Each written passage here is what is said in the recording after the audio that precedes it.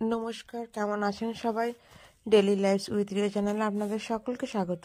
কাল 25শে ডিসেম্বর ছিল, আর এই স্পেশাল দিনগুলো না বাড়ির মধ্যে থাকতে বলুন একদম ভালো লাগে না। তাই আমরা বাড়ির সামনাসামনি একটা সুপার মার্কেটে চলে এসেছি রিওকে নিয়ে। চলুন আপনাদেরকে সবাইকে ঘুরিয়ে দেখায় আমাদের বাড়ির সামনে এই মার্কেটটাকে। বাড়ির সামনে এত বড় একটা মার্কেট খুলেছে, আগে জানতামই না। দেখে তো আমি পুরো অবাক হয়ে গেলাম। এই মনে করুন 2-3 মাস মতন খুলেছে, একদিনও আসা হয়ে ওঠেনি। তাই আজকে ভাবলাম চলো 25 ডিসেম্বর কোথাও বাইরে তো যাওয়া হলো না, কারণ ভীষণ ঠান্ডা পড়েছে। আর এই ঠান্ডার মধ্যে রিওকে নিয়ে যাওয়া মানে ওর তো বাড়ি এলে নাকে ঝরতে শুরু করবে। তার জন্য আমাদের আর বাইরে যাওয়া হয়ে উঠলো না এবছর।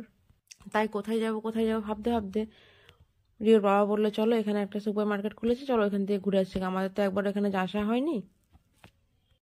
আর রিওকে নিয়ে সুপার মার্কেটগুলো আসতে খুব খারাপ লাগে।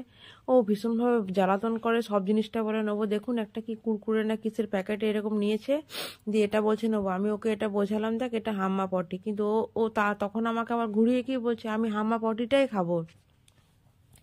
চেষ্টা করলাম আমার হাতে একটা প্যাকেট দিয়ে ওকে ভোলানো, কিন্তু ও ভুললেই তো সে ওটাকে নিল, যে আমাকে বাধ্য হয়ে রাখতেই হলো।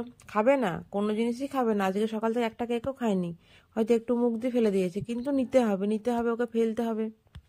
আর মেয়েদের বাড়িতে যত জিনিস থাকুক না কেন এই কাউন্টারটাতে না এলে হয়ই না। যেন যখন মার্কেটে যখন আমরা যাই তখন এই রান্নাঘরের জন্য এটা কিনবো সেটা কিনবো এইগুলি বারবার হয়ে ওঠে। আর সেই দেখা যায় যে ব্যাগ ভর্তি করে জিনিস নিয়ে চলে এলাম বাড়ি থেকে। শুধু মনে হয় যে রান্নাঘরের জন্য আরও কিছু জিনিস কমতি পড়ে গেল, দুটো থালা নিয়ে নিই, দুটো বাটি নিয়ে নিই, দুটো একটু অন্য টাইপের কন্টেনার নিয়ে নিই।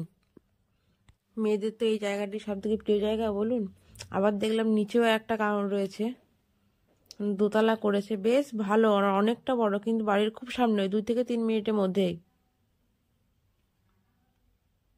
এখানে একজনের সঙ্গে দেখা হলো, তার সঙ্গে কিছুক্ষণ একটু গল্প করে নিলাম আমরা সবাই মিলে, আমাদের কি পাড়ার একটা প্রতিবেশীর সঙ্গে।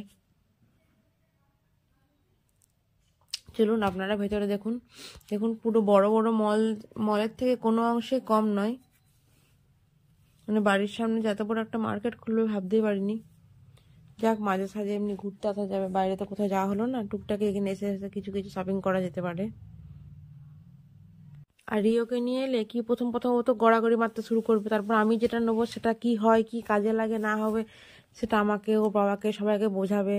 তারপরে মনে করো ওই ফুটির যে বিভিন্ন কোল্ড ড্রিঙ্কসগুলো থাকে সেইগুলো নিয়ে আরও বলবে আমাকে এটা কিনে দাও, ফুটিটা কিনে দাও, কোল্ড ড্রিঙ্কস কিনে দাও। এগুলো সব আইসক্রিম ওর লোকানো তো কোনো কিছু যায় না, যতই মনে করো উল্টো পাল্টা বোঝানো হোক না কেন ওকে, যেগুলো আইসক্রিম নয়, কোল্ড ড্রিঙ্কস না, ফুটি নয়, এগুলো না ফুটি। ওই যে একটা পাইপ দেওয়া থাকে তার মানে ধরে নিতে হবে সব কিছুটা ফুটি। আর সবটা তো এই ওয়েদারে দেওয়া যাবে না, যতই সেটা ফ্রিজে না হোক না কেন। আমার মতন কে এরকম মলে এলে শুধু মনে হয় যে রান্নাঘরের জিনিসগুলো আগে কিনে নিই, যত জিনিস থাকুক না কেন সব কিছুটাই মনে হয় কমতি পড়েছে। অবশ্যই আমাকে কমেন্ট করে জানাবেন। আমাদের বিল হয়ে যাচ্ছে, এবার আমরা বিল করতে চলে এসেছি, সমস্ত কিছু কেনাকাটা হয়ে গেছে। খুব অল্প স্বল্প একটু কেনাকাটা করলাম, কি কিনলাম সেটা আমি বাড়ি থেকে অন্য একটা ভ্লগ আপনাদেরকে দেখিয়ে দেবো। আর এই যে রিও, ও দেখতে পেয়ে গেছে অবশেষে আইসক্রিমের জায়গাটা, সেই আইসক্রিম একটা নিয়েই ছাড়লো, কিন্তু তবু ওকে আমরা দিইনি খাওয়ার জন্য, আমাদের এখন ব্যাগে রেখে নিয়েছি। ভিডিওটি কেমন লাগলো অবশ্যই জানাবেন। ভিডিওটি ভালো লেগে থাকলে লাইক কমেন্ট শেয়ার করবেন, আর চ্যানেলটিকে সাবস্ক্রাইব করে দেবেন। দেখুন